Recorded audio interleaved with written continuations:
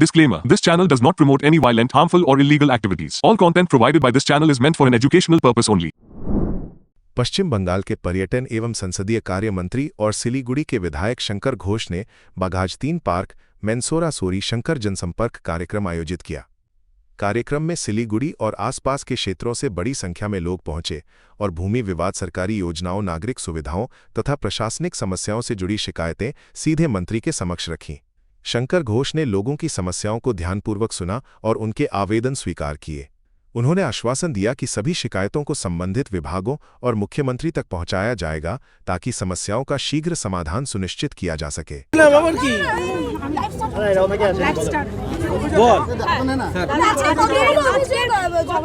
আমি তো ভেবেছিলাম 50 জনের কথা শুনবো, তো এখানে তো দেখছি যে মানে তার ডবলের বেশি মানুষ চলে আসছে। নাম রেজিস্টার করিয়ে যদি সুস্থভাবে না করতে দেওয়া হয় তাহলে তো সমস্যা। তো যাই হোক, আজকে তো 100-র বেশি মানুষ এসেছেন। দেখা যাচ্ছে জমি ট্রান্সফার, পুলিশের সমস্যা, শিক্ষা ইত্যাদি বিষয় নিয়ে মানুষ এসেছেন। কোথাও কোথাও জনপ্রতিনিধিদের বিরুদ্ধে অভিযোগ নিয়ে এসেছেন।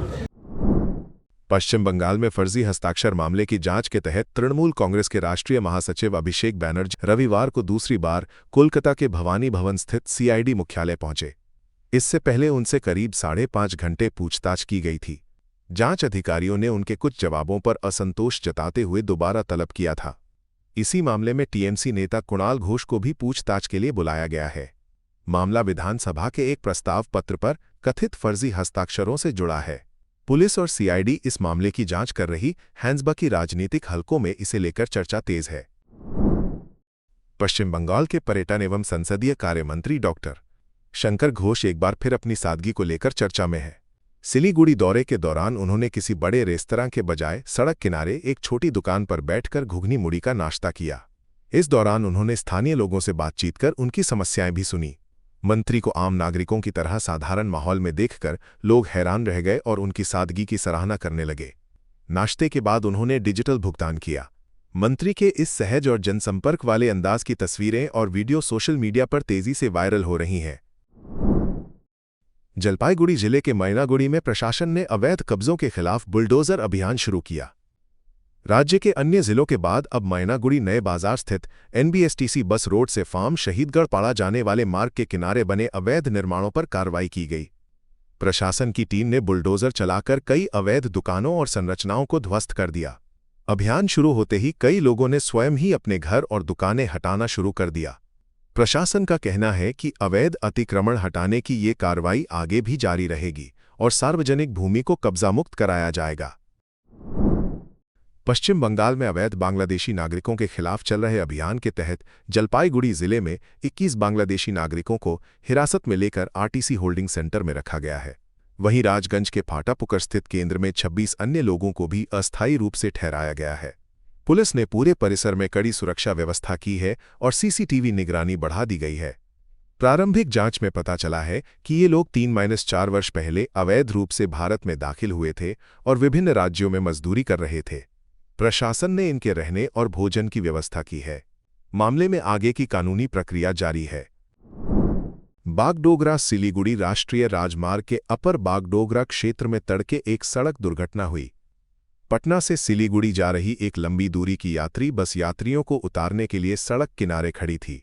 इसी दौरान पीछे से आ रही एक लॉरी ने बस को जोरदार टक्कर मार दी।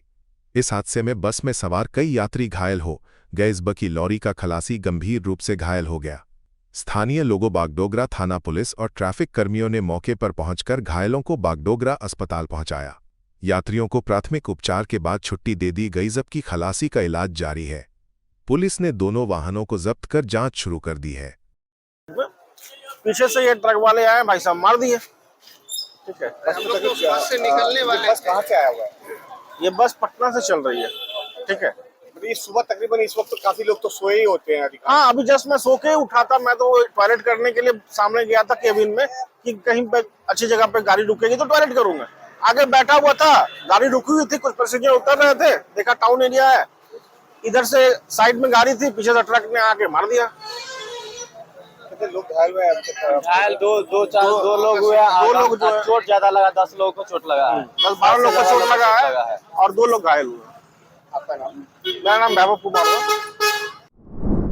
बालों की समस्या, त्वचा की परेशानी, सांस या जोड़ों से जुड़ी तकलीफ, समाधान है doctor Batraj homeopathy clinic Siliguri. यहाँ अनुभवी और योग्य डॉक्टर होम्योपैथी, डर्मेटोलॉजी और आधुनिक डायग्नोस्टिक तकनीकों की मदद से आपकी समस्या की सही पहचान और देखभाल करते हैं। प्राकृतिक उपचार, आधुनिक AI तकनीक और आपकी जरूरत के अनुसार व्यक्तिगत ट्रीटमेंट प्लान के साथ पाएं बेहतर परिणाम, बिना सर्जरी, सुरक्षित और भरोसेमंद देखभाल के लिए आज ही आए doctor Batraj homeopathy clinic, Basant Vihar complex, Don Bosco road, Siliguri. Contact 7045000666।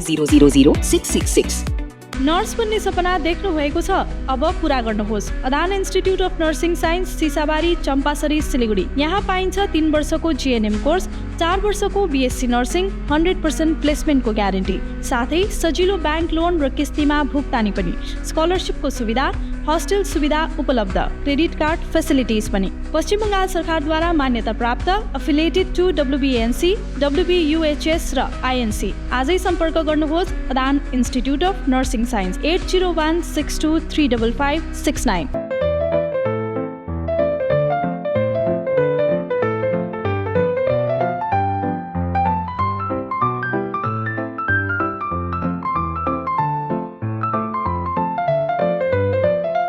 सपने पहले कागज पर बनते हैं, फिर कंक्रीट और स्टील में ढलते हैं।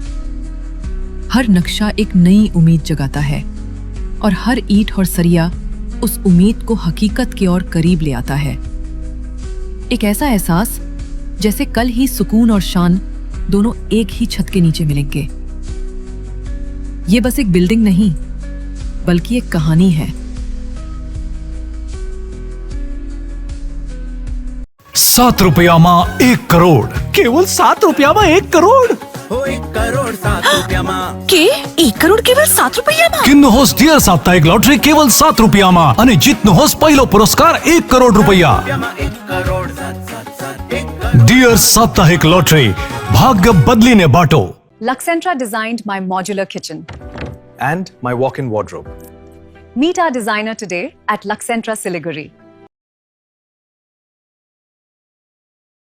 जगत गुरु तत्वदर्शी संत रामपाल जी महाराज के पवित्र सानिध्य में भक्ति की ज्योति जलाने और भक्तों को सच्ची भक्ति का मार्ग दिखाने के उद्देश्य से लोकप्रिय TV channel SK live news पर और साथ ही फेसबुक और यूट्यूब के लोकप्रिय SK लाइव चैनल पर जगत गुरु तत्वदर्शी संत रामपाल जी महाराज के मंगल प्रवचनों का प्रसारण 10 दिसंबर से प्रतिदिन शाम 7 से रात 8 बजे तक किया जा रहा है। इस सच्ची भक्ति मार्ग को अपनाने के लिए और अधिक संख्या में इस सच्चे सत्संग का प्रसारण अवश्य देखें।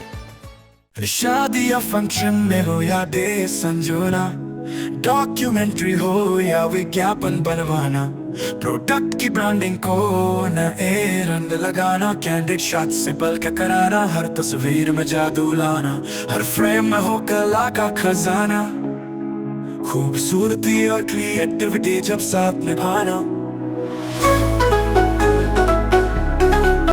सारांश में फोटोग्राफी या सिनेमाटोग्राफी हो करवाना तो सोमानी डिजिविजन में ही आना। सोमानी डिजिविजन फरियाद को बनाए खास, कॉन्टैक्ट 9434023813।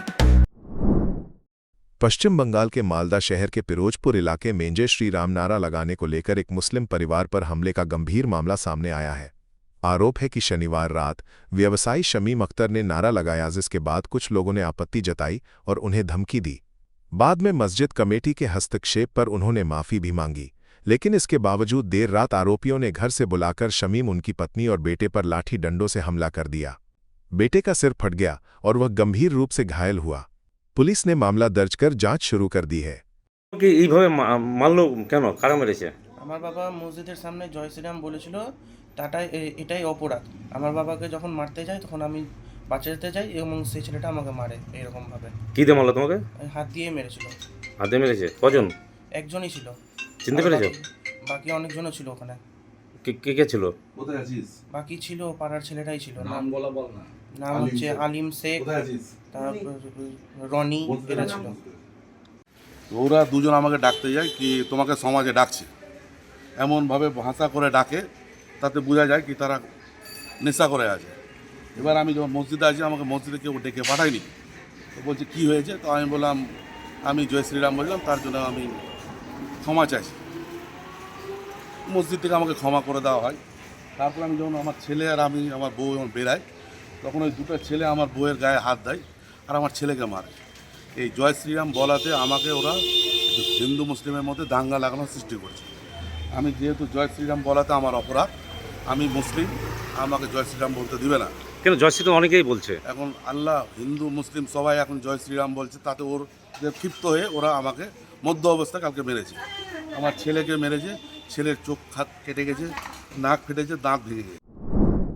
पूर्व वर्धमान जिले के वर्धमान शहर में तृणमूल कांग्रेस टीएमसी के एक पार्टी कार्यालय से बड़ी मात्रा में वोटर स्लिप, आधार कार्ड, राशन कार्ड और मकानों के दस्तावेज बरामद होने का मामला सामने आया है। भाजपा ने आरोप लगाया है कि सरकारी आवास योजना का लाभ दिलाने के नाम पर लोगों से पैसे लेकर उनके दस्तावेज जमा किए गए थे। घटना के बाद इलाके में राजनीतिक तनाव बढ़ गया है।